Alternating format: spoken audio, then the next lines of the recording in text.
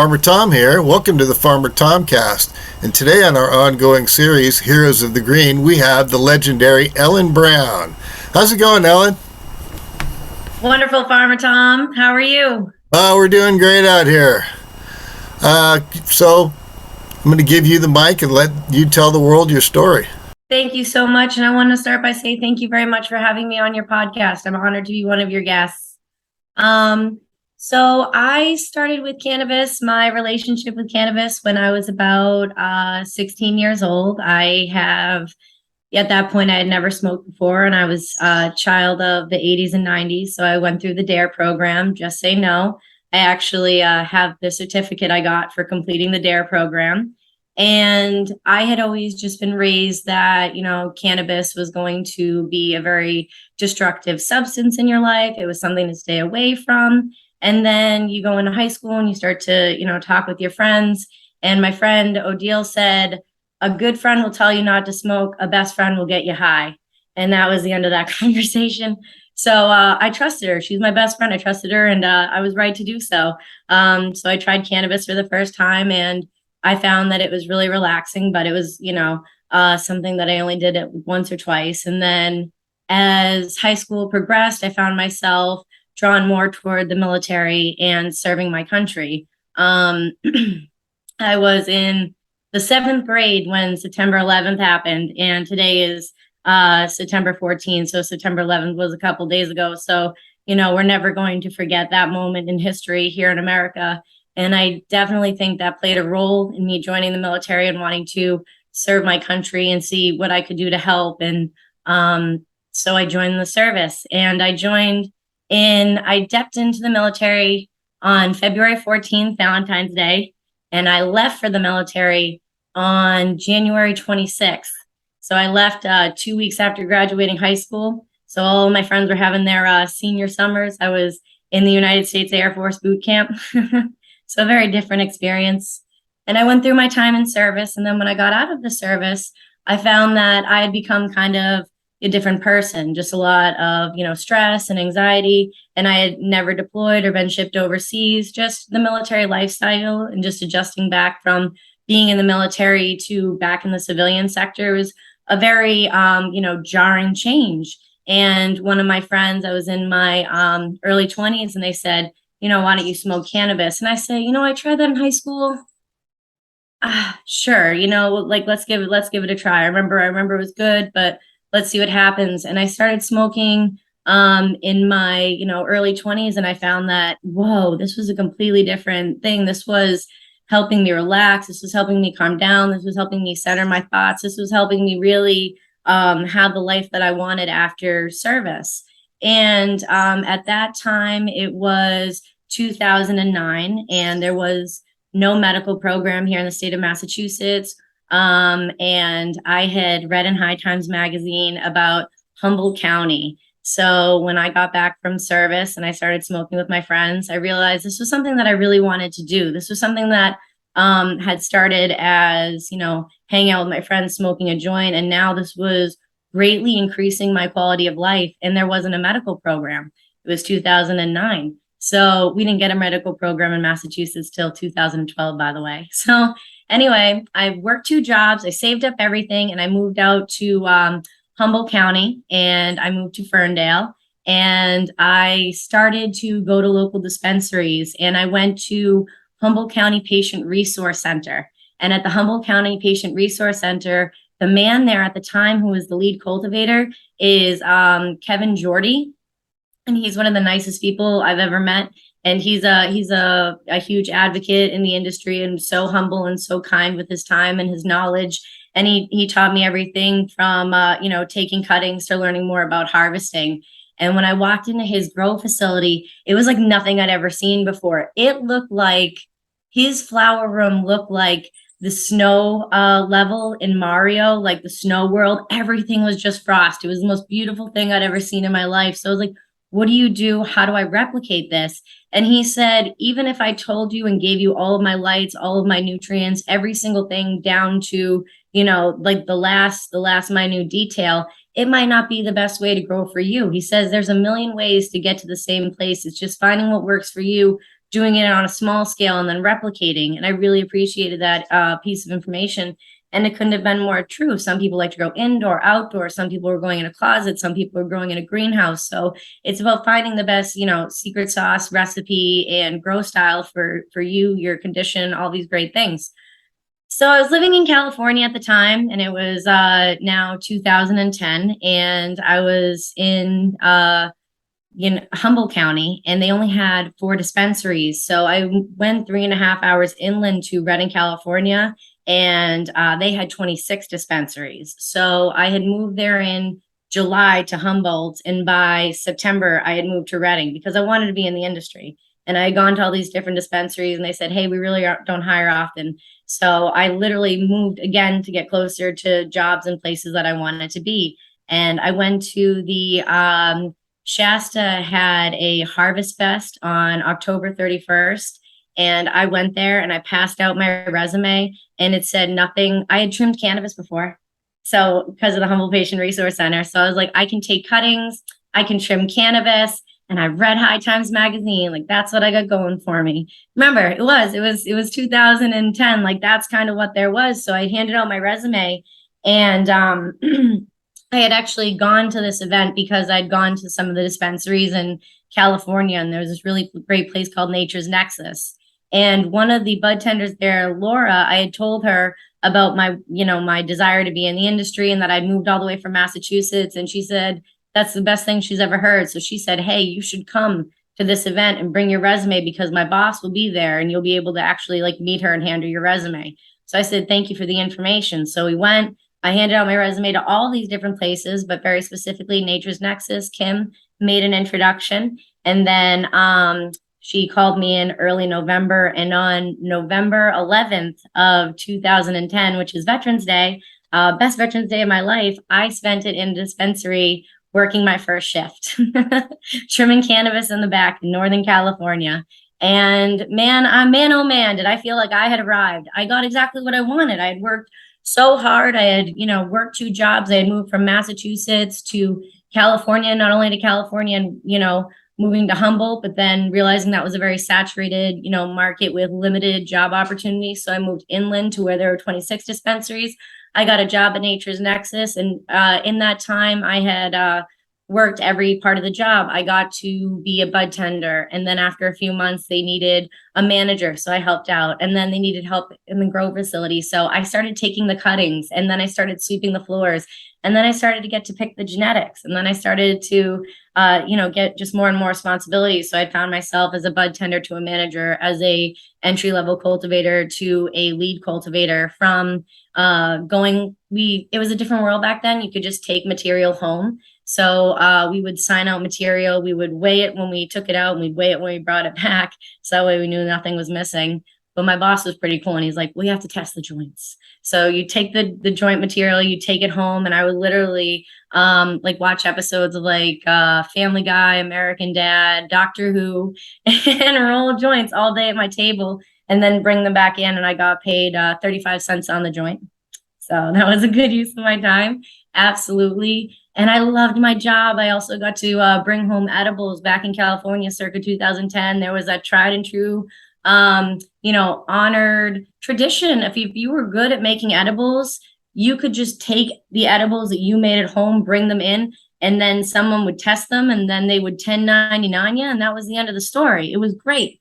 And I loved the job that I had because I pretty much got to be a cannabis job all the time. We all did, just judging the different things that came in. So people would come in, they would drop off a quarter, not a quarter, they would drop off like an 1/8 gram sample. So 3.5 grams. And then it would be split up between a couple bud tenders. And then they would each fill out a report on how the effects were, whether they thought it was potent, and what price category they thought it fell in. And the reason for this was because at the time, ladies and gentlemen, there were no testing requirements anywhere because there were no laboratories really anywhere. It wasn't a requirement by the state. It wasn't something that we were seeing. It wasn't something we were asking for. It was literally, try this cannabis, and out of 3 people, we'll see how it works. So it was, I'm glad that we have testing, and things are a little bit different nowadays than just smoking it between 3 people or edibles or topicals, seeing how it goes for you and then going from there. We do need more scientifically based medicine about the cannabinoids and the terpenes and the flavonoids and all of that kind of great stuff. There is definitely room for that education and that research and that information to be there so that customers and patients can find the best strains that are right for them. For me at that time, smoking and trying all these different edibles with different colleagues of mine was something that was normal, but we were also, working in Northern California. They call it the Emerald Triangle, but I always like to joke, it's kind of like the Emerald Square, if you know what you're talking about, because you're just gonna go ahead and shove in Shasta.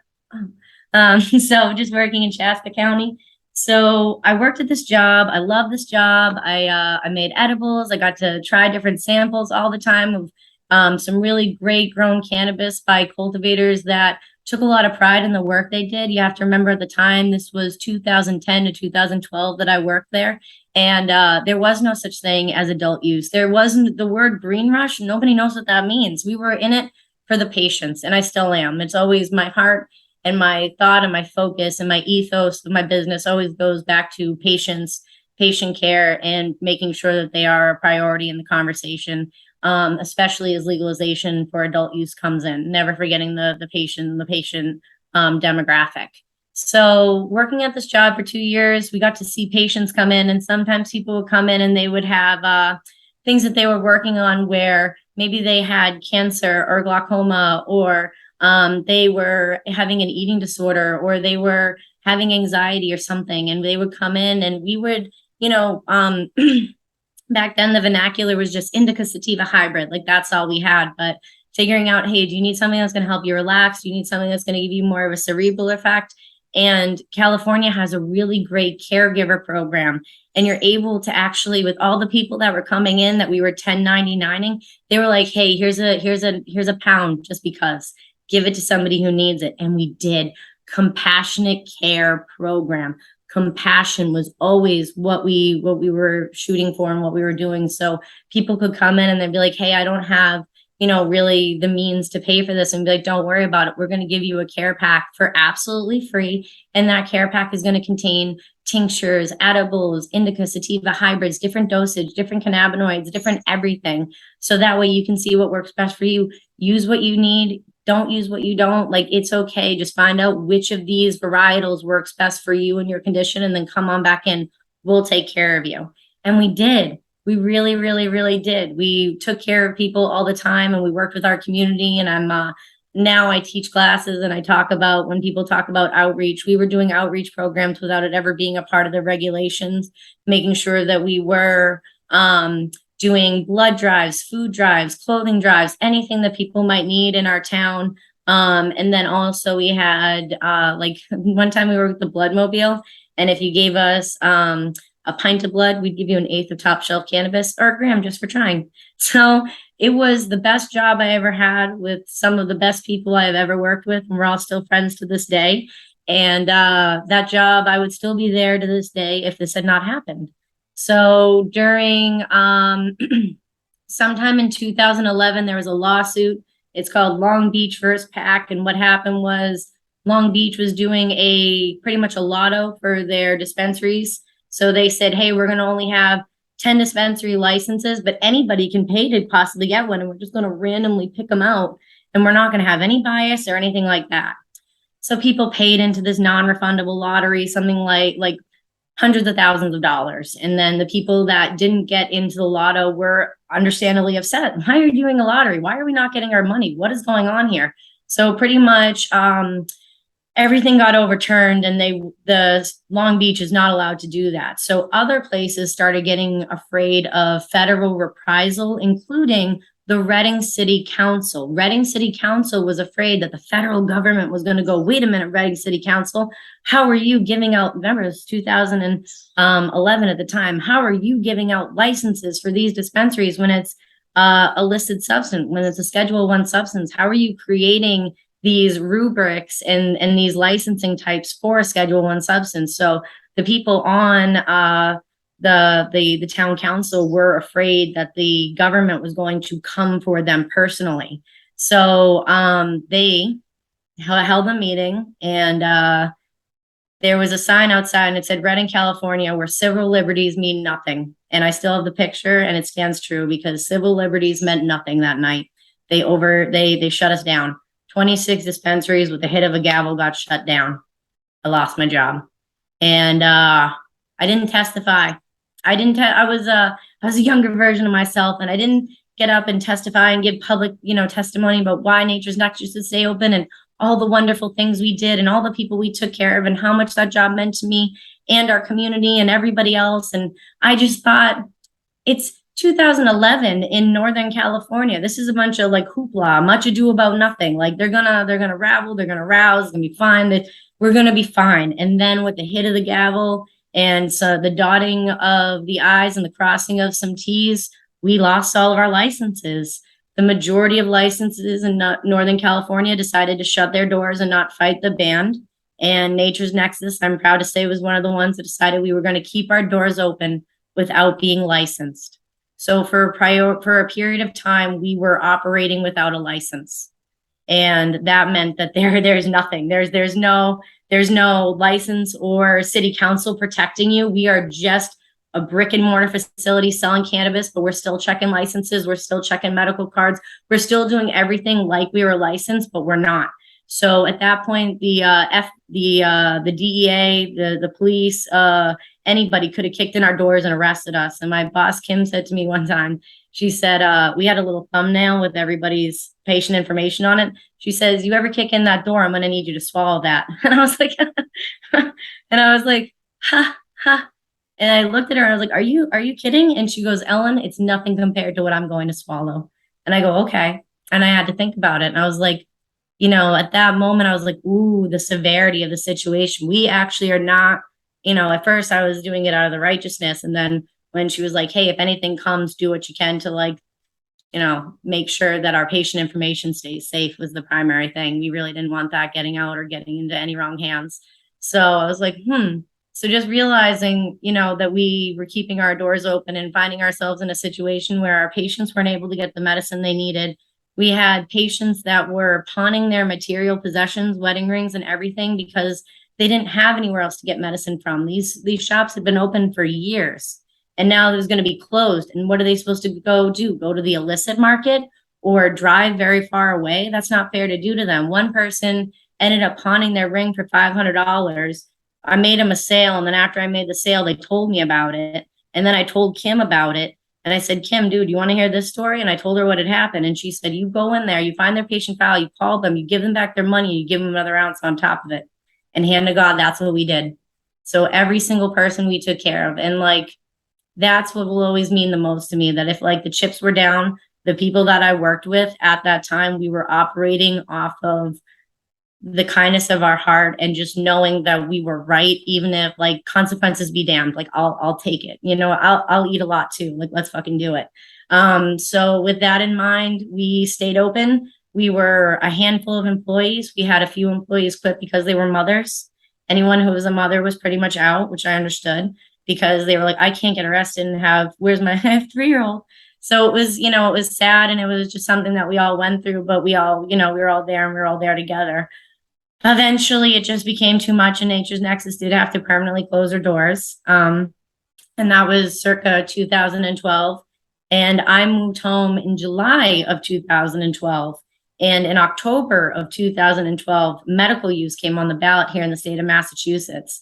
And boy, howdy, gee whiz, did I have a lot to say. So I moved back with a righteousness, with a vengeance, and I would spite my own face if I thought it would help.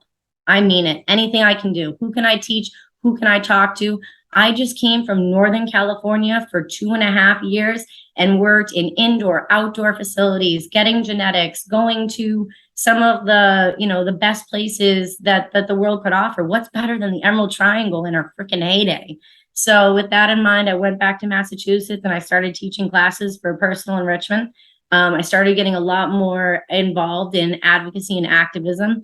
And, it's always something I've carried with me, that I didn't testify in support of Nature's Nexus. And the reason I didn't testify was because I was worried I was going to say something stupid, not say something stupid, but that my opinion would be stupid, that I wouldn't matter, that somehow the irrelevancy of me and my thoughts would, dissuade the commission or something like that. But what I've learned is those people that are in those positions to be listening, they are receptive to hearing different people, different stories.